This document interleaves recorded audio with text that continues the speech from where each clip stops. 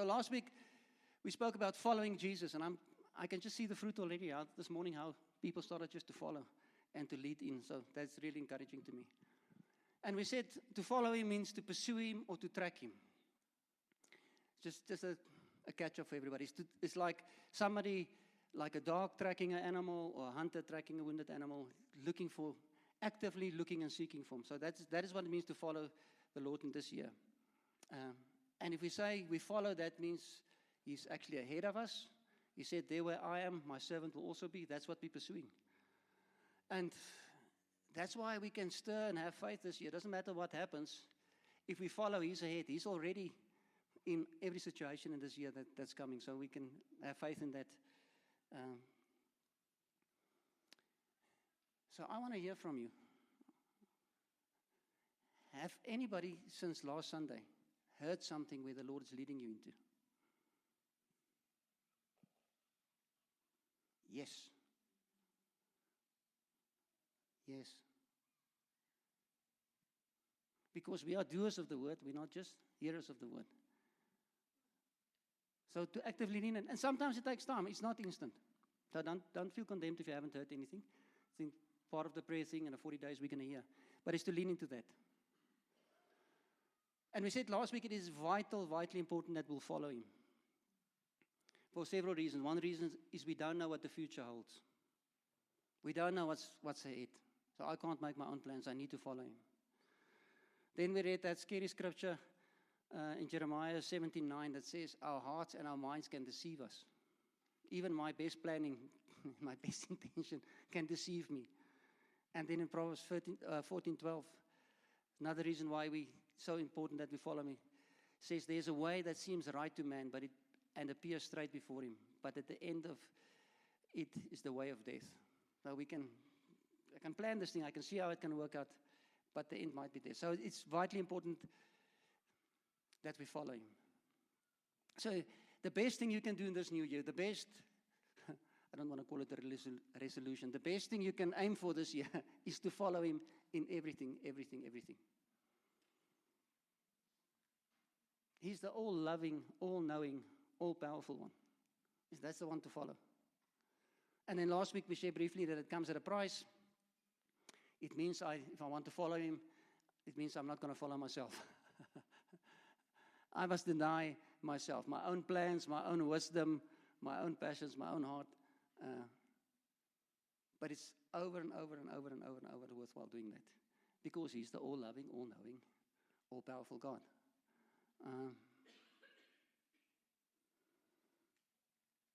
So then a couple of reasons why we don't follow him is exactly that, is we're not willing to deny ourselves.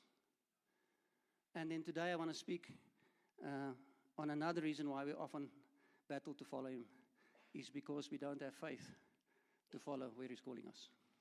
He's leading us in a direction, and I look at that and I say, no way that I'm be able to do that or go there. So if I have to give a title for the sermon today, it's Following Jesus in Faith. And I started out with one sermon, and this is the second one, and I think next Sunday, there might be a third one on faith. But we'll see. So I really believe that God is taking us in a season, as individuals, but also as a body, to grow in faith. And just with the whole prayer thing coming up, bold prayers, I'm just convicted how bold are my prayers. How much faith do I need to pull off my prayers? Or do I just pray, the easy ones?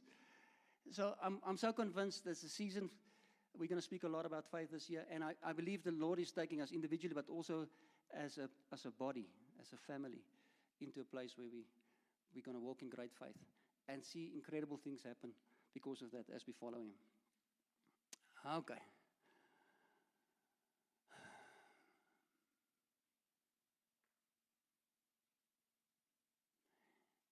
Do you believe that his ways, God's ways and thoughts are higher than ours? That's a weighted question. Do you really believe that? That his ways are far superior to ours? then it's so easy to follow. If I truly believe that, it's so easy to follow. But the question is, do I have faith to walk into that? If I say I really believe that his thoughts are higher and better than mine, superior than mine, what is his thoughts about me? What is his thoughts about you? His thoughts about you is higher and superior to your own thoughts about you. Selah, park, pause, think. The things God is thinking about you, the things he wants to lead you into this year, is far higher and superior to what you're thinking, to what I'm thinking. Turn to your neighbor. Tell him God's thoughts about you are higher than your thoughts about you. And then you ask them, do you believe that?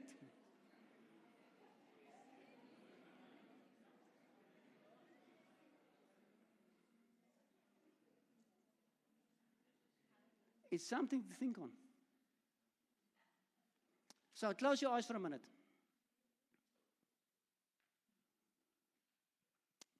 And then for yourself, what is your thoughts about yourself? What are you thinking about yourself? If you have to define yourself, what are you thinking? Sit there for a moment and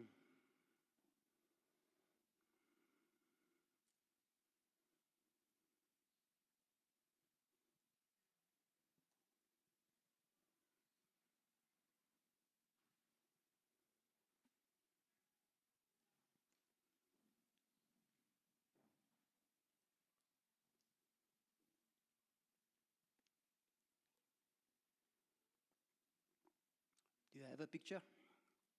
Can you define yourself in a sentence maybe or a paragraph? So regarding your thoughts about yourself, I've got some good news and some bad news. The good news is that thought you had about yourself is not even remotely close or accurate to what God's thinking about you.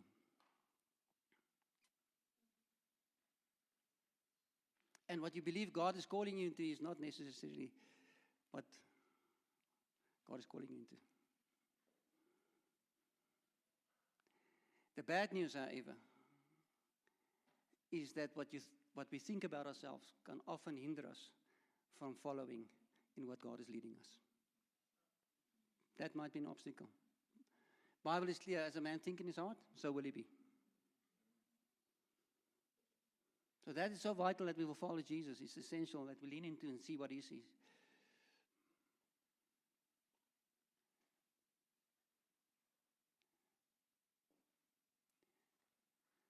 Yeah. I think sometimes we see ourselves as so small and so little. We've got this false humility in Christian circles. Do you believe that you were made in his image? Do you really believe that? Then if you believe that, there's a divine destiny, purpose, function for you on this planet. And it's much higher than what you might be thinking or see yourself fulfilling.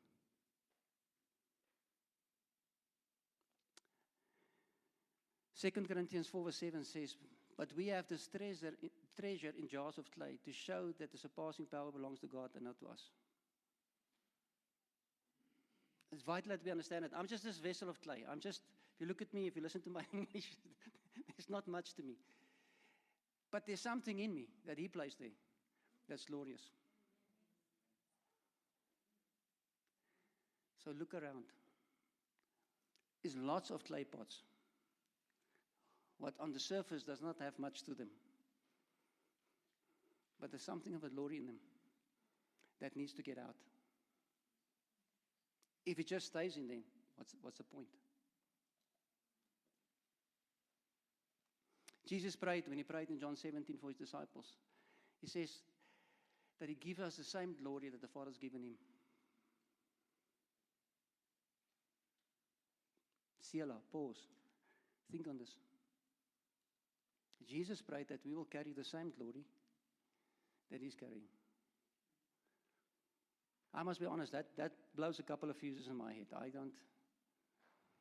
It's like, what? Hierdie ou Donnie. Ja, hierdie potlei. And then the Bible says in 2 Corinthians 3 that we go from glory to glory. So I was created in His image. I'm this clay pot. I'm carrying His glory. But then I'm supposed to grow in it. I'm supposed to go from glory to glory. I can only achieve this if I follow Him. Can only achieve this if I will only reach my potential and my destination. What He determined for me, if I closely follow.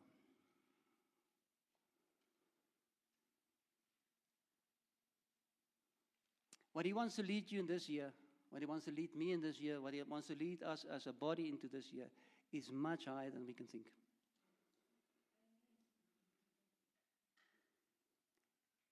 It's much more than we are able to do. If I just think about myself. The question is, will I follow? And do I have faith to follow? So if we think about our potential and our destiny and what we're called for and things like that, normally we do it based on what I'm good at and what I'm bad at. And most probably when you thought about yourself, you made that thing, you think, I'm good at this, not so good at this.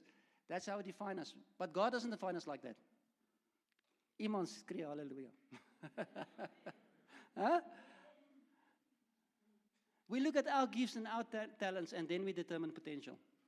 God doesn't do it that way. God does not look to us in the same way.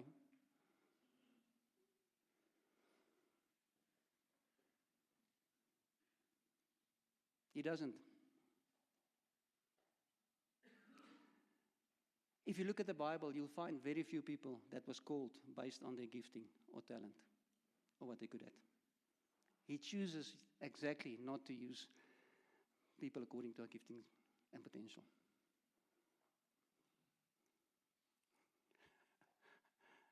I know it's difficult. This is like a serious mind shift.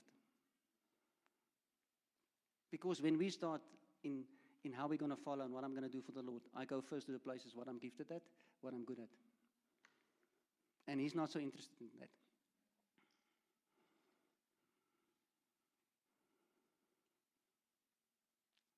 Now, there's a long list of names in the Bible. I'm not going to mention all of them. I think you know all the stories. But just as a Moses,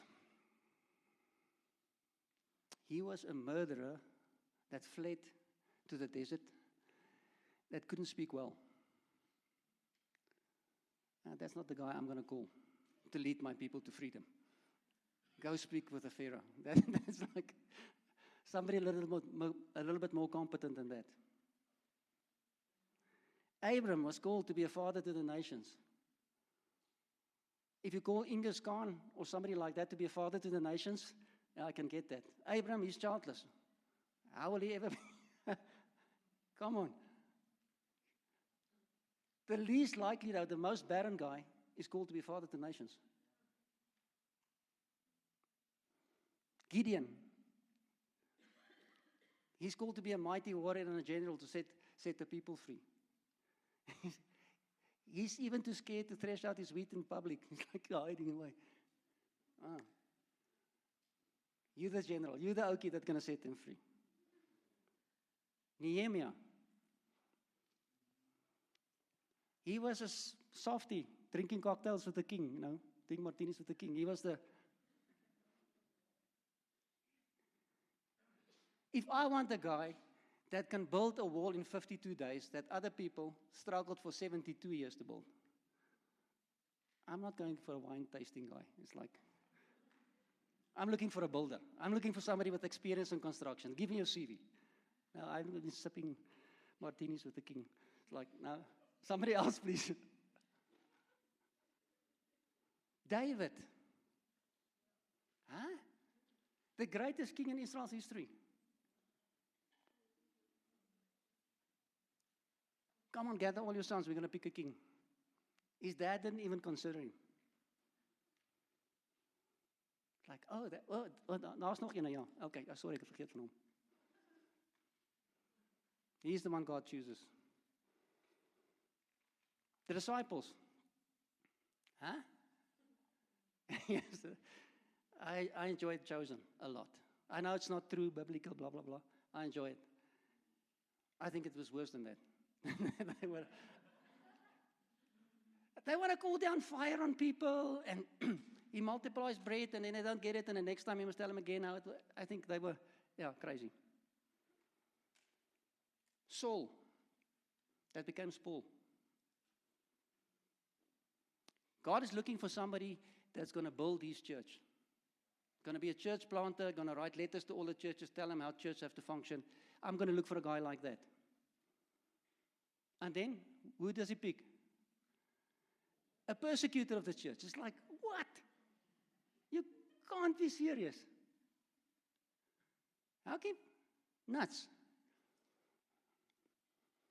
So if God looks at you, and he wants to lead you into something this year, what is he thinking?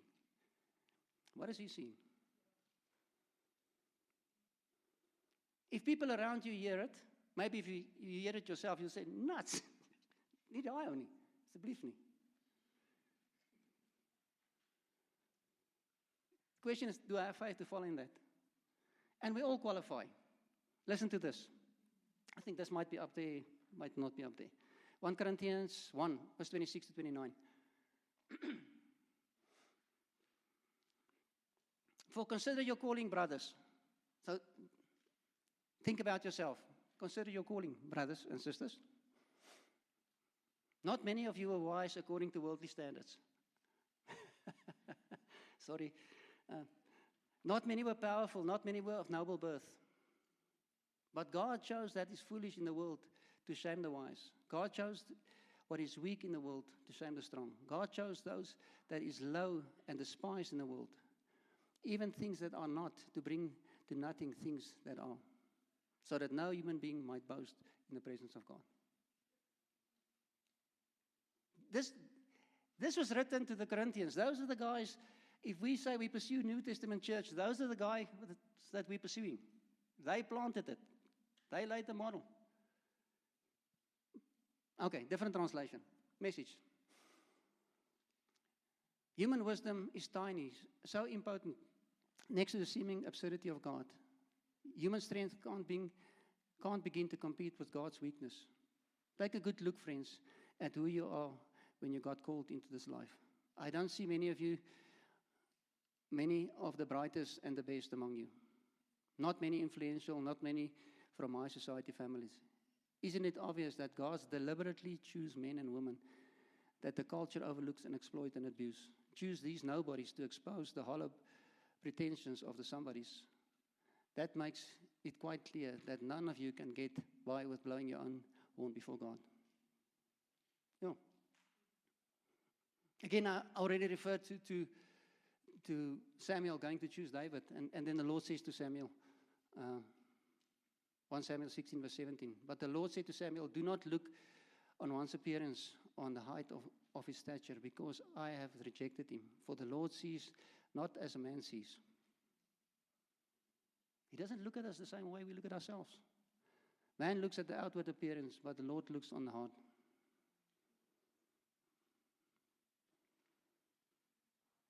So if you got this heart, this desire to say, this year I'm going to follow the Lord, he might call you into something that you feel, I'm not able to do that. I'm not good enough.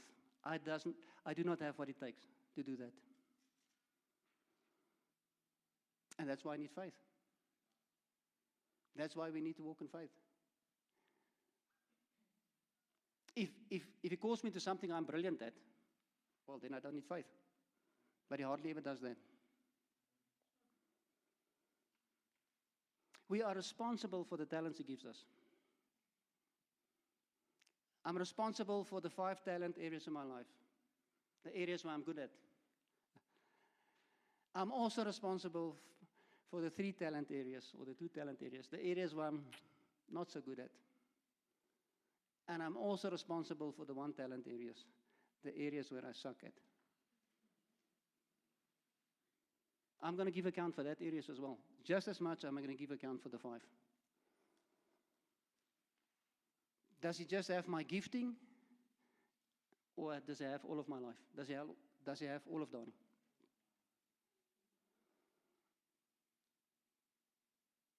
I'm just reading with our D group, we're reading through Samuel. And just read how David, a 5-talent guy, he had this heart, this desire to build God a temple. And he had all the gifting. He had all the resources. He had all the gold and wood and all of that. He had all the manpower. And he was also the guy that brought the Ark of the Covenant back and set up a new system of worship. He had all the attributes. If there was a guy that I would pick to build me a temple, it's David. Do you know how this stuff work? You've got all the resources, God says no. In spite of all your gifting, I'm not going to use you. I'm going to use somebody else to do that.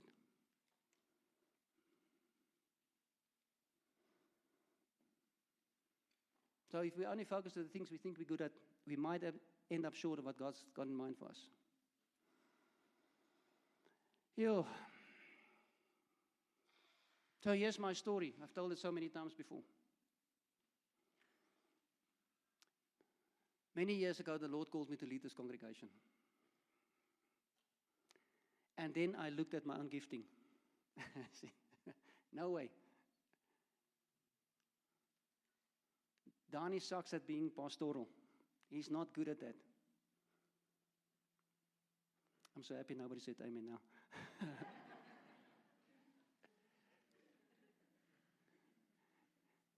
I'm no good at that. That's what I thought. And that, therefore, he can't use me. Oh, me and Johan went around this thing how many times? Because I looked at my own inability. And eventually, the Lord just convinced me to go for it, to follow him in faith, even if I can't do it. And if I look at the congregation now, I think the level of pastoral care is now higher than it was before I started leading. Not because of me, in spite of me. He raised up an incredible team of connect leaders and deacons that look after people. But we need to follow, in spite of who we think we are or not. God's asking to follow him based on his judgment of us, not based on our own judgment of ourselves. If he's asking me, if he's leading me to do something, and I say I can't, what am I actually saying? Actually, with my own little puny little mind, I'm saying, God, you've got this wrong. You've got the wrong guy. I know better than you. You're not really all-knowing and all-powerful.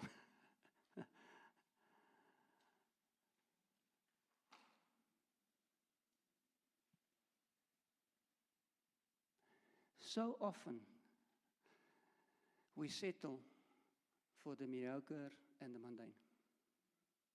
Even in our own lives. We get so used to ourselves. We get so used to our abilities, inabilities, that we don't live what we need to live. So I want to tell you a story. What happened to us during the holiday, and I'm trying to keep it as short as possible. We're going to go a little over today. We went to visit my brother in the Cape, and they had this mission of treating us. And we went for lots of wine tasting and nice meals. Every time it's wine and platters with nice cheeses and meats and lekker. And then the one day we were driving and we passed a place, and they said they think that will be a good place to have lunch. And they quickly Googled the number they found, and the people said, if you want to book lunch here, you have to pay a crazy amount of money as a deposit.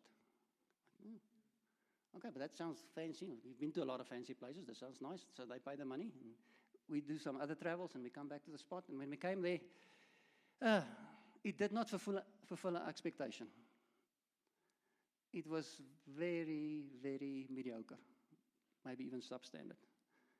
The guy explained the whole menu and what they got, and they got butter from this and this farm, and all of that.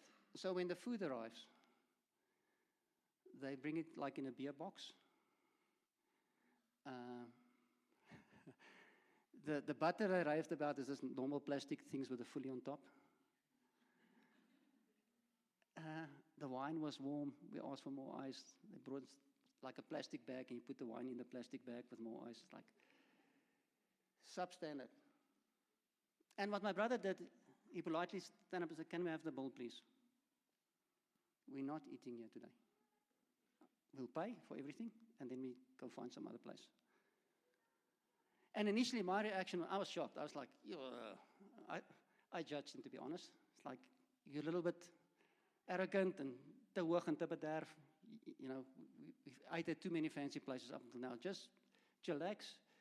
There's nothing wrong with the food. It's just not that standard. And we sat in the shade under like a tent. It was cold. I had one of Abby's tops on that sat here. We're quite uncomfortable, but I was quite comfortable staying there.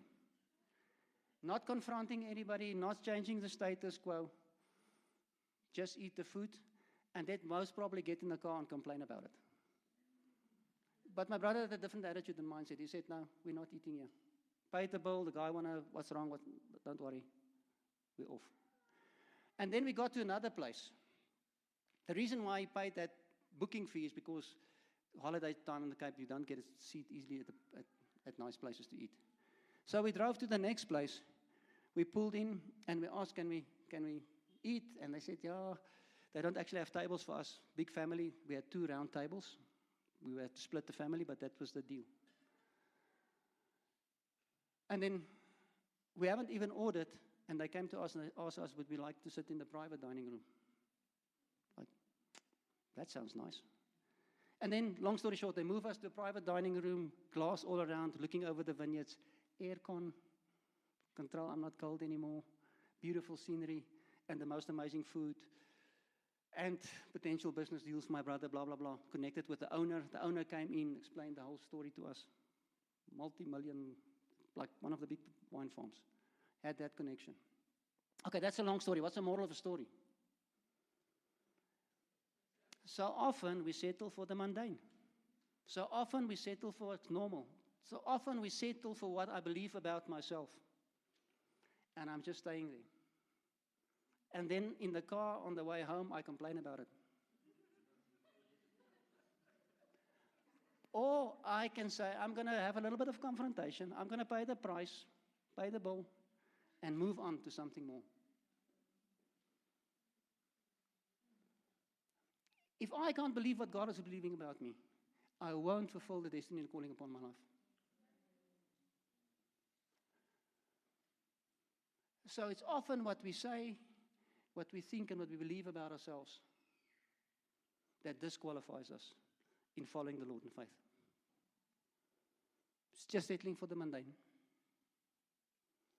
Following Jesus means to deny myself, to deny my own thinking, opinions about myself, my own belief about myself. If I want to follow him in faith, I have to deny my own self-talk. The things I tell myself over and over about myself. There's gazillions, you can fill in. I'm not a morning person. I'm not the exercise type. I'm not creative. I'm not good at writing. I'm not really somebody that likes eating healthy. I'm stubborn. I'm not a spiritual person. I'm not a leader. I'm not a good mom or dad. I'm not good at prayer. I'm not a good husband. I'm not a good wife. I'm not good at leading. I'm not good at speaking in front of people. I'm not good working with people. I'm not good with kids. I'm not good with teenagers. I'm not good with whatever. I'm not good at evangelism. I'm not good with money. I'm not good with whatever else. Are you going to let that determine you following Christ or not? I heard this great quote. If you argue for your limitation, you get to keep it. If you agree with God about your potential, you get to grow into it. I changed it. If you argue for your disability, you get to keep it. If you surrender it to Jesus, you get to follow in what He leads you into.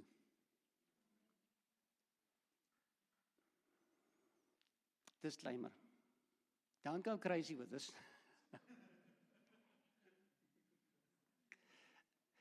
I'm not going to go, yes, I can sing now.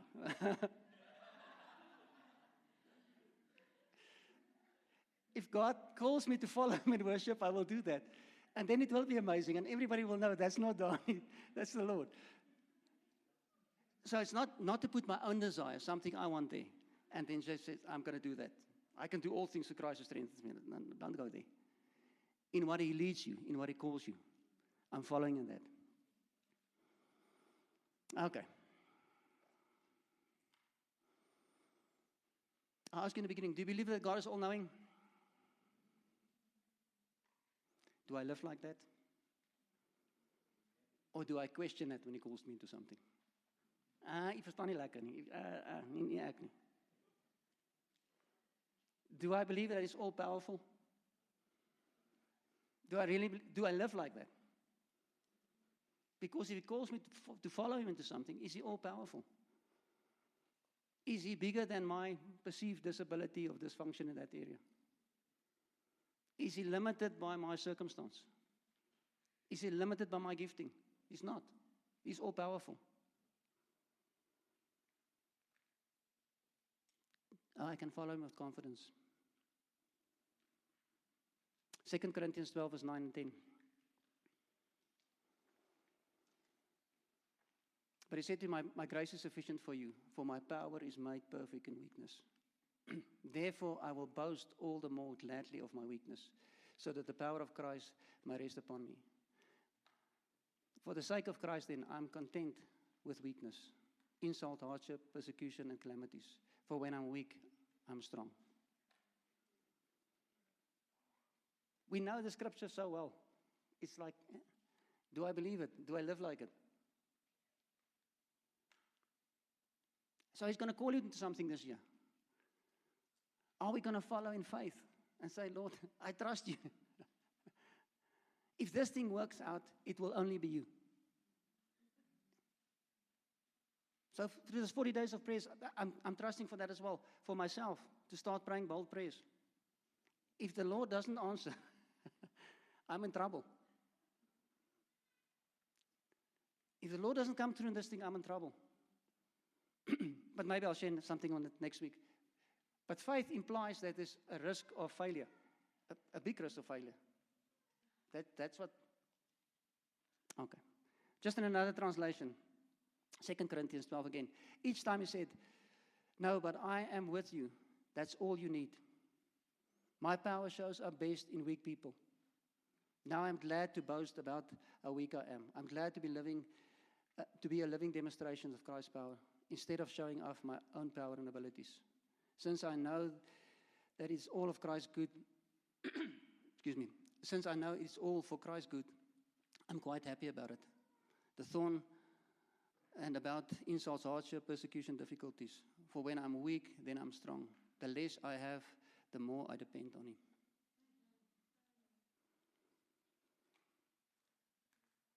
So the enemy knows this as well. The enemy knows you're called to something, and he'll do his best. Maybe we'll get into that on another day. To make things happen for you to believe the lies about yourself, to take you back to those places. Following Jesus requires a lot of faith. And if I follow somewhere where I don't require faith, I have the right to question that following. Not necessarily wrong, but I might miss it. Most probably not God.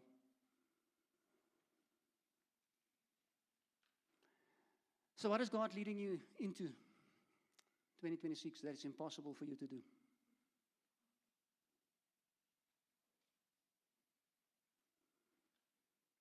What's going to require a lot of faith?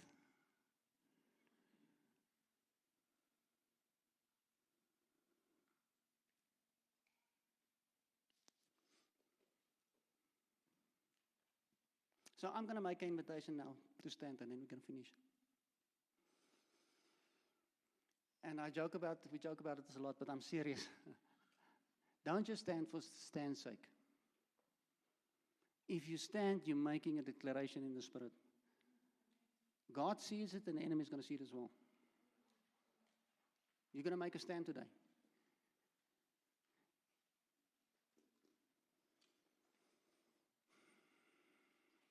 If you've got this desire in you to follow the Lord, to fulfill your full potential and destiny, to follow Him in faith, even in things you're not good at, but says, Lord, here I am, all of me, I will follow.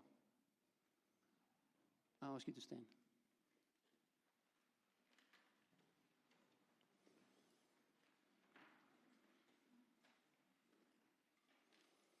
And while you stand, you can just close your eyes and just focus on the Lord. We're going to do a little bit of business. I'm going to lead you into some of it. Just as in that place, turn it, swap it into your own words, do it in your own ways with God. So maybe the first thing we can acknowledge is that, God, I acknowledge that you know me better than I know myself.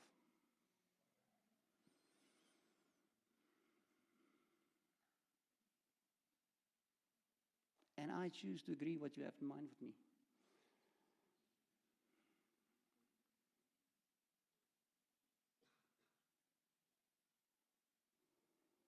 I choose to surrender my will, my desires, my own thoughts.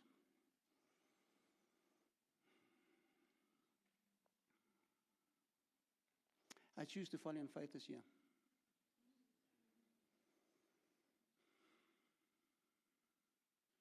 God, I'm a coin in your pocket. Spend me.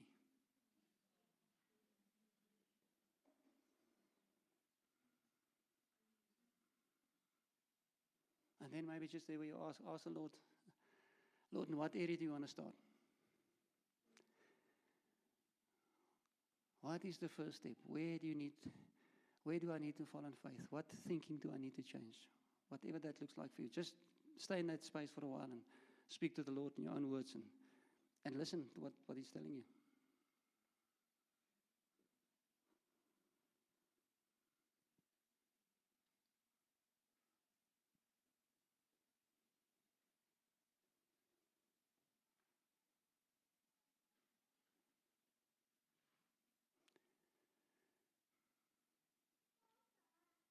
Go and ponder this. Go and sit before the Lord this afternoon, tomorrow morning, whenever, and work through this with Him.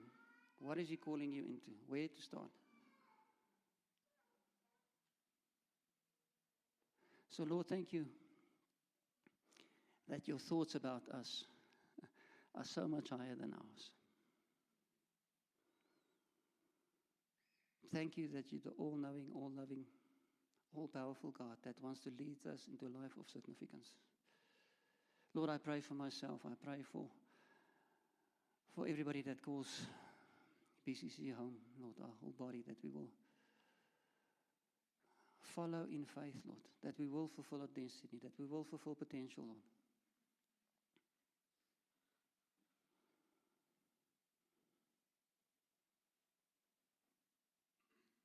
Thank you that you chose me. Thank you that you chose each of us, Lord, to do something significant in your kingdom. And thank you that we can follow you. Thank you that we can trust you, Lord. Thank you that in this season you're building faith in us to walk obediently. Lord, we want to follow you with all of our heart. We don't want to lean on our own understanding. Thank you that we can look forward with anticipation to amazing things happening in this community because you use us to follow you. We thank you for that in Jesus' name. Amen.